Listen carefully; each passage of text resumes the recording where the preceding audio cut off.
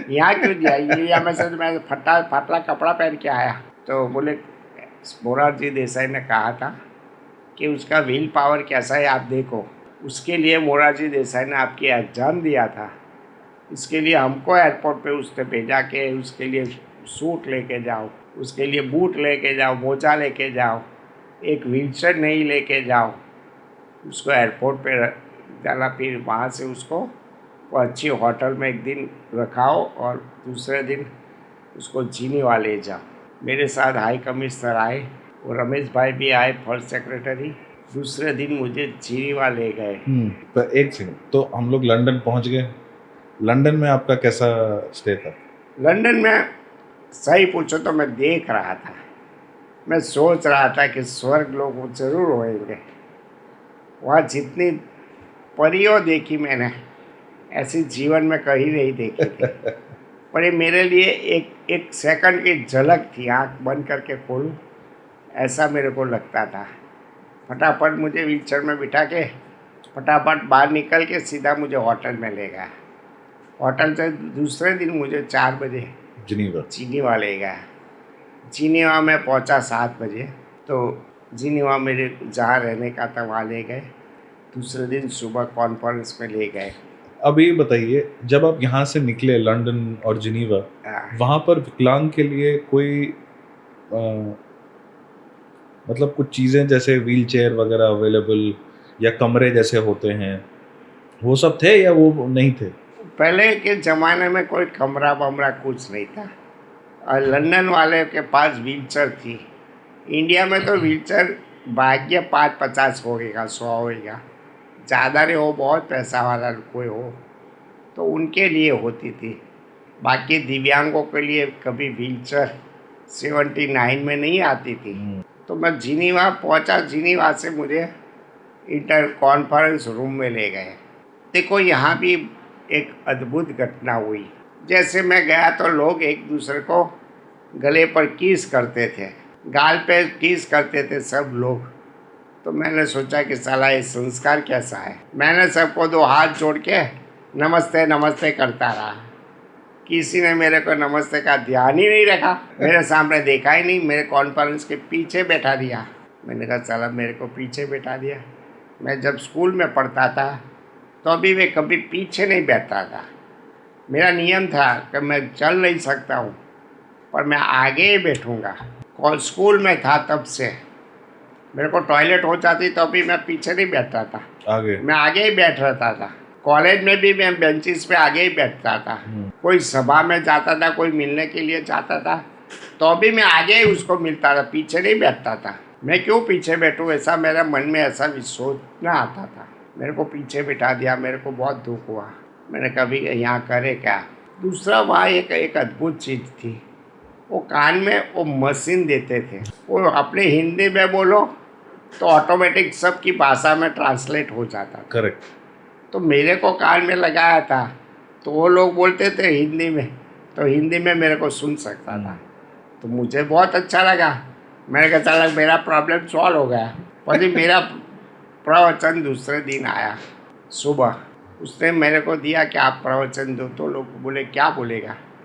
मैंने बोले का जो लोग मनुष्य में जो बहुत पाप करते हैं, वो पाप करते हैं उसको भारत, बांग्लादेश, पाकिस्तान, श्रीलंका, भूटान, ये सब देशों, गरीब देशों, अफ्रीका, साउथ अफ्रीका के देशों में भगवान उसको दिव्यांग बना के भेज देते हैं। वहाँ ये लोग पूरी ज़िंदगी भीख मांगते हैं, खाने के लिए तड़पते हैं, दोनों पाँव से घसरते हैं। ये भगवान ऐसा करता है। और जो ने थोड़ा घड़ा पाप किया है और दिव्यांग बनाया है तो उसको अमेरिका में, लंदन में, स्विट्ज़रलैंड में, कुवैत में, ऐसे बड़े बड़े कंट्री में दिव्यांग को बनाते हैं। तो दिव्यांग मैंने कहा वहाँ राजा रह के रहते हैं, उसको सब दुख मिट जाता है। और दिव्यांग की सेवा वहाँ की सरकार और जनता करती है, उनके परिवार करते हैं। यही डिफरेंस है। मेरे भारत में वो टाइम 8 करोड़ से ज़्यादा दिव्यांग थे।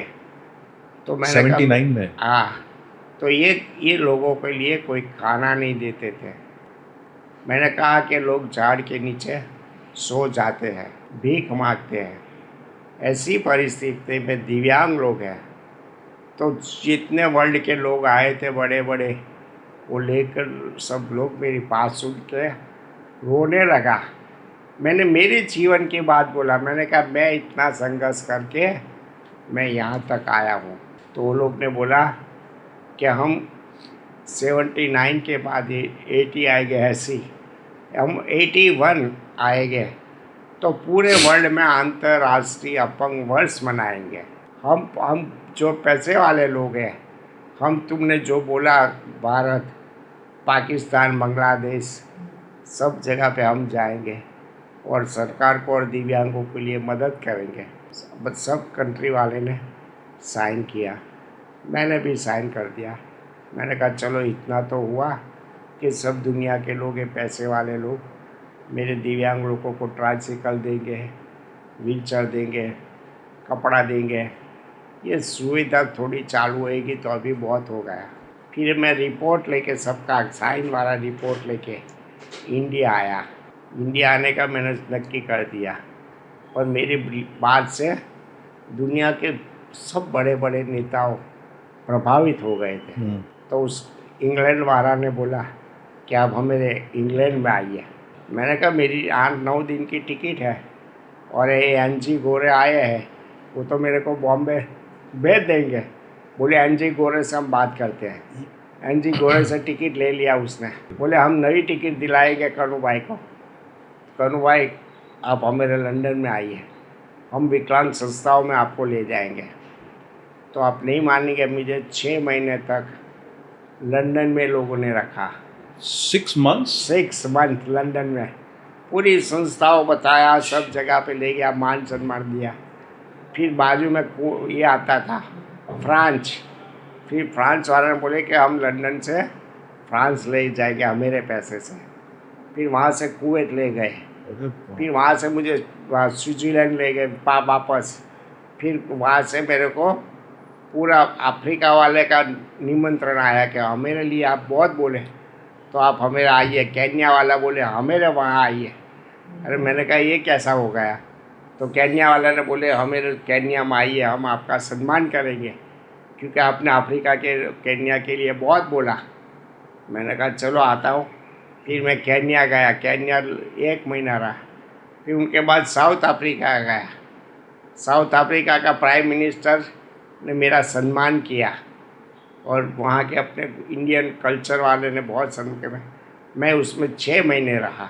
South Africa? South Africa. अरे वाह! फिर वहाँ से मैं जोहानिसबर्ग से मेरे को टिकट दिया लोग ने, मैं बॉम्बे आया। मैं गया था 9 दिन के लिए और 9 महीने के बाद मैं इंडिया वापस आया। तब मोरारजी देसाई नहीं थे प्राइम मिनिस्टर, वो चला गया था। वो Charan Singh Chaudhary acting prime minister थे। Acting prime minister. तो मैंने कहा चलो मैं रिपोर्ट तो दे के आऊँ। मैं गया उनके पास दिल्ली और रिपोर्ट दिया तो बोले देखो मैं सही बात बोलूँ, मैं अभी एक्टिंग प्राइम मिनिस्टर हूँ, मैं तेरा लेटर ले सकता हूँ, बाकी कुछ नहीं कर सकता हूँ। तूने लेटर लिखा तो मैंने तेरे को टाइम दे दिया। मिलने का सोचा कि एक दिव्यांग है तो चलो उसको टाइम दो, तो मैंने टाइम आपको दिया कनू भाई, मैं अभी कुछ नहीं कर पाऊँगा। मैंने कहा क्या करूँ? फिर मैं सूरत अहमदाबाद वापस आ गया। थोड़े टाइम के दिन फिर से ये इंदिरा गांधी, चरण सिंह चौधरी के बाद इंदिरा गांधी प्राइम मिनिस्टर हुई। तो मैंने सोचा अभी जाऊँ। फिर मैं इंदिरा गांधी प्राइम मिनिस्टर थी, मैं गया उनके ऑफिस में घसड़ के, वो देखकर खड़ी हो गई और बोला कि तुम गए थे? मैंने लेटर बताया। बोले हाँ मैडम। मैंने कहा मैं गया था। मेरे साथ वो टाइम वो बड़ौदा के संसद सभ्य रणजीत सिंह गायकवाड़ मुझे गेट पे मिल गया। वो मेरे को जानता था कि कनू टेलर है, तो वो अंदर ले गया और इंदिरा गांधी को बोला कि बहुत काम करता है, दिव्यांग है, दिव्यांगों के लिए। तो इंदिरा गांधी उठ के बाहर आई, मेरे को वहीं उसने लेटर दिया। तो बोले आप गए थे? मैंने कहा मैडम मैं गया था और उसमें साइन देखो पूरे वर्ल्ड के लोगों की है और मेरी भी है। और 81 में अपने भारत के सभी विकलांगों के लिए आपको 81 में भारत के दिव्यांग ईयर मनाने का है। उसने लिख दिया जैसे जनवरी महीना का पहले दिन आया तब से उसने डिक्लेयर कर दिया कि अपंग वर्ष है। हिंदी में बोलते थे अपंग वर्ष, तो मेरे पर भी ये लोग ने बताया गुजरात के दिव्यांगों के लिए बहुत सारा जागृति आई। मैं कॉलेज में था तो मैं 9 महीना कॉलेज जा नहीं सका, तो प्रिंसिपल ने बोला एक भी हाज़िरी नहीं है तेरी, तो अगले साल आना। मैंने सोचा यार अभी क्या पढ़ के क्या करूं, मैं तो सांप बन गया था, दुनिया में मेरा नाम हो गया था, अभी पढ़ के क्या करूं। मैंने पढ़ना छोड़ दिया। फिर मैं गांव में आया, मेरे घर में आया, कुर्सी में बैठता था, सब लोग मुझे मिलने के लिए आते थे, पर कितने दिन तक आए। फिर 2 महीना हो गया, सीधा 1994 तक मैं मेरे गांव रहे। मेरे माँ बाप भी कहते रहे तू फॉरेन जाके आया, क्या करके आया, आखिर ज़िंदगी तो अभी हमको तेरे को खाना खिलाना पड़ेगा, क्या करके आया, कोई पैसा तो लाया नहीं, तू बड़ी बड़ी बात करके आया और ये सब कैसे हम लोग आपको ये करेंगे। कॉलेज भी तूने पूरी नहीं किया, नहीं तो तेरे को नौकरी भी मिल जाती थी। मैंने कहा पप्पा आप चिंता मत करिए, भगवान आपके साथ है। मैं जहाँ रहते थे खेड़ा जिला था, खेड़ा जिला का कलेक्टर को मालूम पड़ा कि कॉलेज के तीसरे साल की परीक्षा नहीं दी है पर एसएससी पास है। हम जब कॉलेज स्कूल में जाते थे, मेरे टाइम की बात करता हूँ कि एसएससी पास किया होता है वो दिव्यांगों को वो टाइम जॉब मिल जाती थी। एसएससी पास में मिल जाता है। एसएससी पास करने वाले को सरकार जॉब दे देती थी। तो मेरे भी कलेक्टर ने जॉब का लेटर, इंटरव्यू में मैं पास हुआ।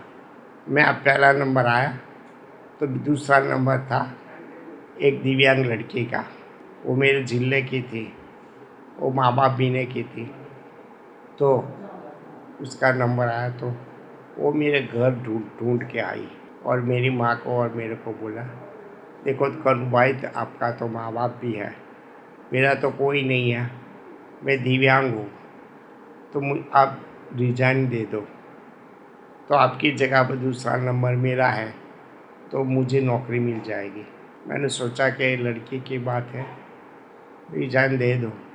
मैंने रिजाइन लेटर लिखकर कलेक्टर को भेजा और एक कॉपी लड़की को दिया।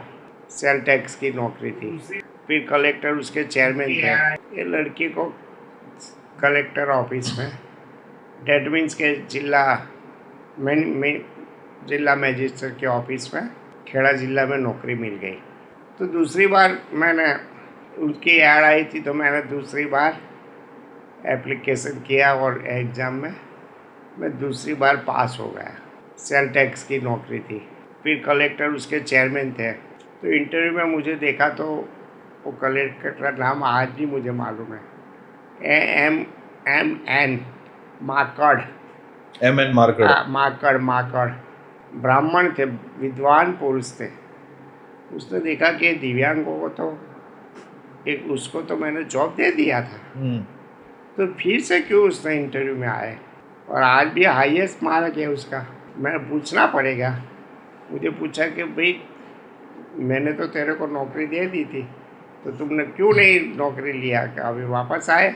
मैंने कहा सर वो विकलांग लड़की थी, उनका माँ बाप नहीं था, तो उस मेरे घर पे आई, उसने ऐसे रिक्वेस्ट किया तो मैंने रिजाइन कर दिया।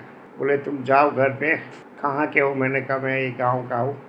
उसका पीए को बोला कि उसको व्यवस्था कराओ, पहुँचा दो। बोले जाओ तुम। मुझे कुछ बोला नहीं कलेक्टर ने। फिर अगले संडे एक कलेक्टर की गाड़ी मेरे घर पे आई। गांव के तलाटी, सरपंच, सब लोग पहले आके मैं जहाँ झोपड़पट्टी में रहता था वहाँ आए।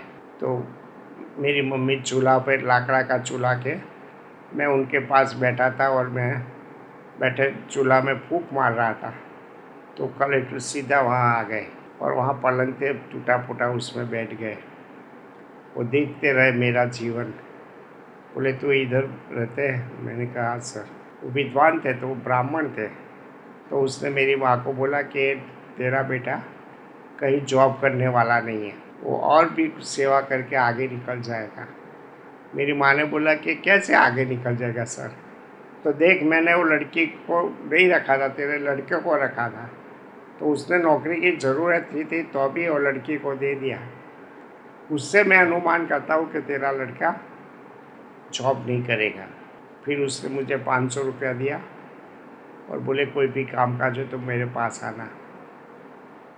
मैं पाव में चाय बनाई, खुद चाय बनाई, उसने चाय पिया, फिर चले गए। फिर मेरे को लगा कि मुझे गांव में रह के करूँगा क्या?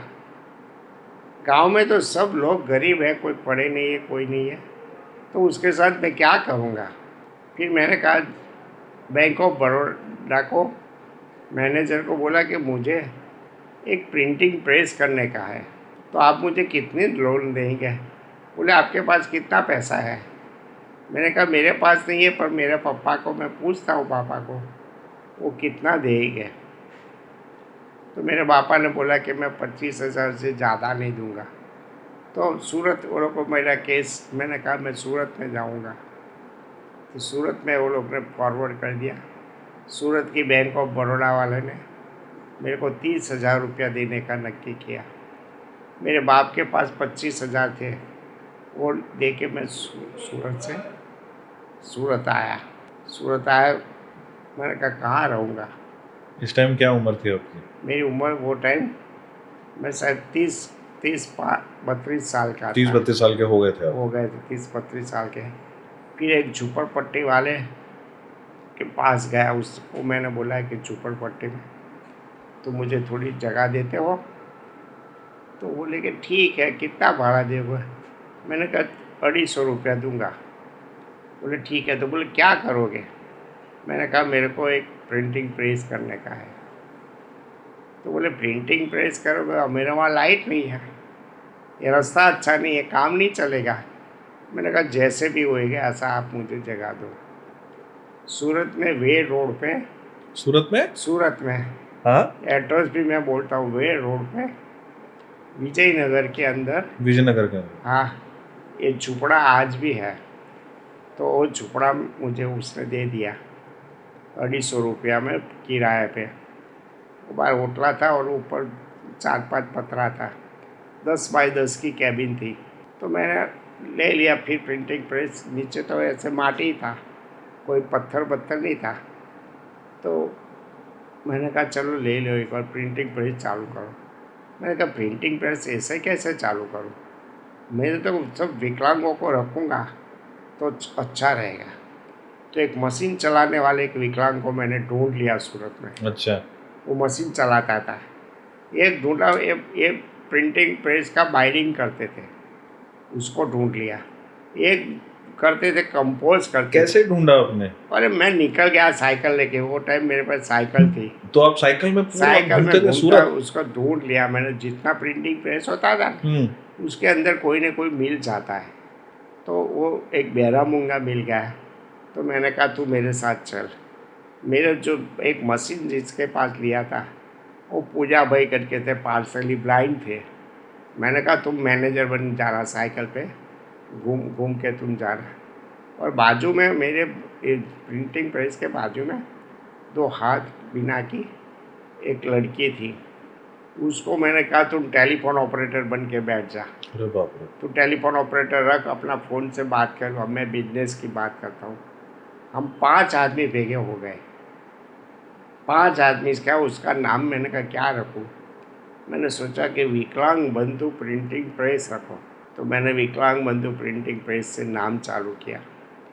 वो टाइम आज भी मुझे याद है, सौराष्ट्र में दुकान पड़ा हुआ था। 87 की बात करता हूँ, 87 में बहुत दुकान पड़ा था, खाना भी नहीं था। तो मुख्यमंत्री वो टाइम अमर सिंह चौधरी करके थे, गुजरात के। तो मैंने उसको चिट्ठी लिखी कि मेरा विकलांग बंधु प्रिंटिंग प्रेस की तरफ से मैं आप सूरत आओ तो मेरे वहाँ आना, मैं आपको 11,000 रुपया एक दुकान में देना चाहता हूँ। तो मुख्यमंत्री ने, अमर सिंह चौधरी ने सोचा कि विकलांग गरीब लोग जब दुकान में इतना पैसा दे रहे हैं तो मुझे जाना चाहिए। तो मेरी चिट्ठी का जवाब आया कि मुख्यमंत्री सूरत आएंगे तब आपके वहाँ आएंगे। तो घूमता घूमता सूरत आया तो मेरे प्रिंटिंग प्रेस में कच्चा रास्ता था, तो रातों रात वहाँ लाइट लग गई, रातों रात रोड बन गया। अरे बाप रे। बस सबको मालूम पड़ गया कि मुख्यमंत्री आ रहे हैं कन्नू टेलर के वहाँ। तो लोगों को मालूम पड़ गया, और जैसे मुख्यमंत्री आए हर एक पेपर में आया कि विकलांग बंधु प्रिंटिंग प्रेस में का जो सब विकलांगों है उसने 11,000 रुपया दिया। तो दूसरे लोगों ने 5,000 दिया, किसी ने 51,000 दिया, तो कम से कम 3 लाख रुपया भेगा हो गया। मुख्यमंत्री खुश हो गए। फिर अमर सिंह चौधरी गए। फिर सूरत के लोगों को ऐसा लगा कि कोई बड़ी पहुंच वाला आदमी है। तो एक आदमी के नानपरा में बिल्डिंग बन रहा था, तो उसको मान्यता नहीं दे रहा था। तो मैंने सारा बोला अभी मैं करवा देता हूँ। तो उस बोले कि जो करवा दोगे तो नीचे का आपको 30 बाई 25 का बोयरा मैं सिर्फ 51,000 में आपको दे दूँगा। वो भी 51,000 आपको जब ठीक लगे तब देना। मैंने कहा सच्ची? बोले आज सच्ची। ये गंदे में आप रहते हो, उससे अच्छा वहाँ रखो। मैंने कहा ठीक है। फिर मैंने करवा दिया, वो बिल्डिंग बन गई। फिर 89 में मैं नानपरा धोबी सीरी में मैं विकलांग बंधु प्रिंटिंग प्रेस चालू किया। फिर वहाँ अपना फाइनेंस मिनिस्टर थे BK गढ़वी, भारत सरकार के, ये आए। सब बड़े बड़े मिनिस्टरों मेरे प्रिंटिंग प्रेस में आने लगा। तब ग्रुपको के चेयरमैन आए, ये बहुत बड़े आदमी थे, कोहली साहब थे, कोहली साहब, BS कोहली साहब। वो उसने मेरा हाथ पकड़ लिया। वो आए BK गढ़वी के साथ। तो उसने बोला कि मेरे ग्रुपको का जितना भी प्रिंटिंग का काम चलेगा ये मैं आपको दूंगा। फिर उसने मेरे को काम देना चालू कर दिया। ये 87 की बात करता हूँ, 89 तक उसने मेरे को बहुत सपोर्ट किया। सब लोगों को हम पगार देने के लगे, सब विकलांग थे। 87 में जो मैं पहले झुपड़पट्टी में 85 में रहता था, तब मेरे पास रहने की सुविधा नहीं थी। मैं ओटला पे सो जाता था, फुटपाथ पे सो जाता। फुटपाथ पे सोते थे आप? सोते थे, कहीं रहने की सगवड़ नहीं थी। मेरा मैनेजर ने मेरे को 3 साल के बाद एक रास्ता बताया। बोले सब अब मेरी बात मानोगे? मैंने कहा बोलो ना। बोले आपको टेलीफोन ऑपरेटर रखी है, उसके साथ आप शादी कर लो। मैंने कहा ये कैसे हो सकता है? बोले शादी कर लो ना तो अपने को रूम भाड़े मिल जाएगा और ये होटल पे सोने का आपका बंद हो जाएगा। उसने मेरे को दोपहर 12 बजे बोला। मैं सोचता रहा। मैं 4 बजे वो लड़की के घर पे पहुंच गया। उसका नाम हंसा था। मैंने कहा कि मैं तेरे साथ शादी करना चाहता हूँ। वो घबरा गई। हाँ, घबरा गई एकदम। ऐसा कैसे? मेरी माँ, मेरा बाप नहीं है, मेरी माँ मुझे मार डालेगी ऐसी बात सुन के।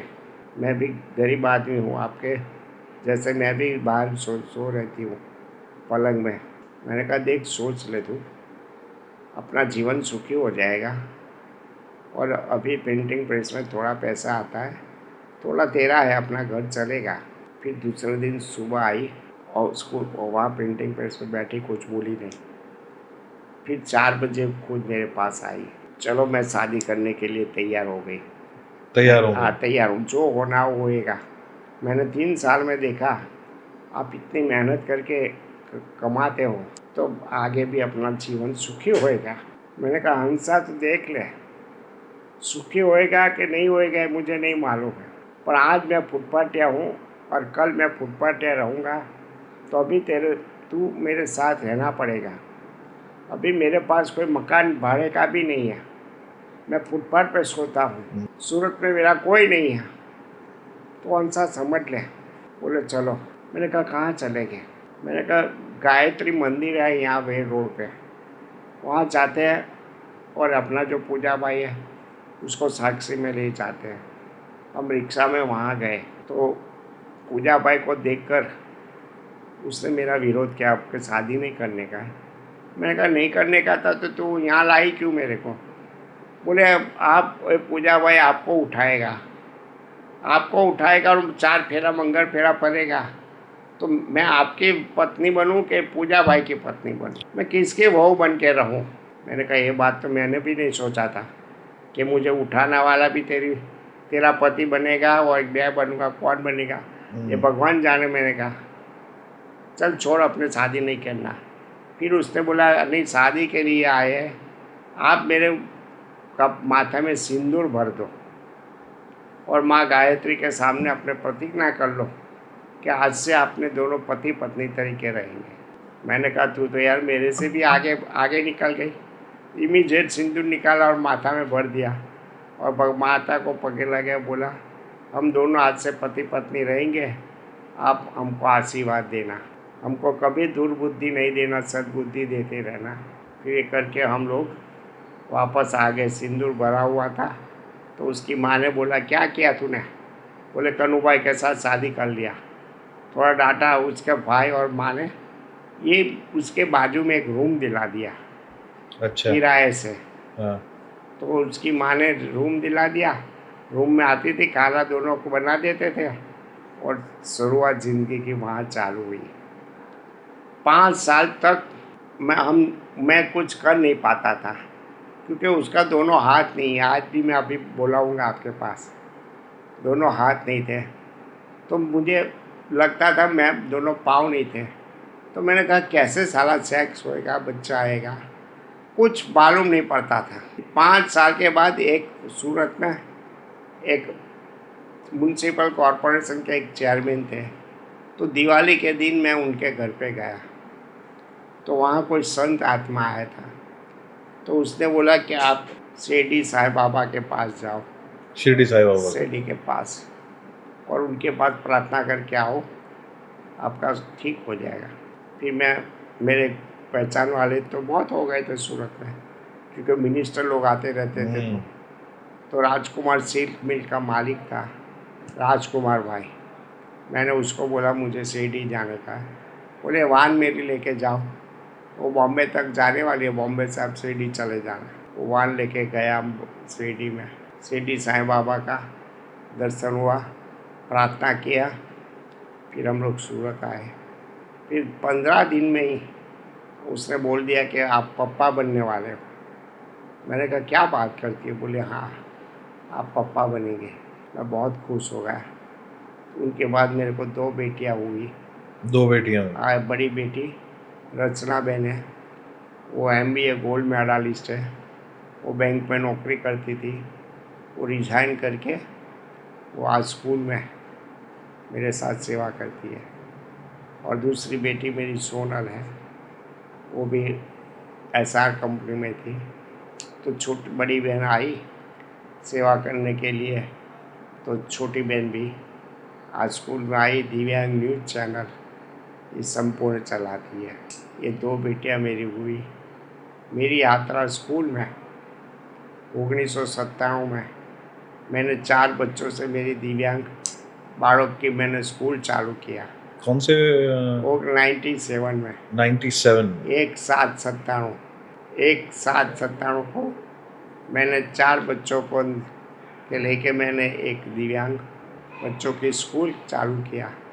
वो टाइम मुझे काशीराम राणा ने म्यूनसिपल को अम्बानगर में 2 ओरडा दिया था।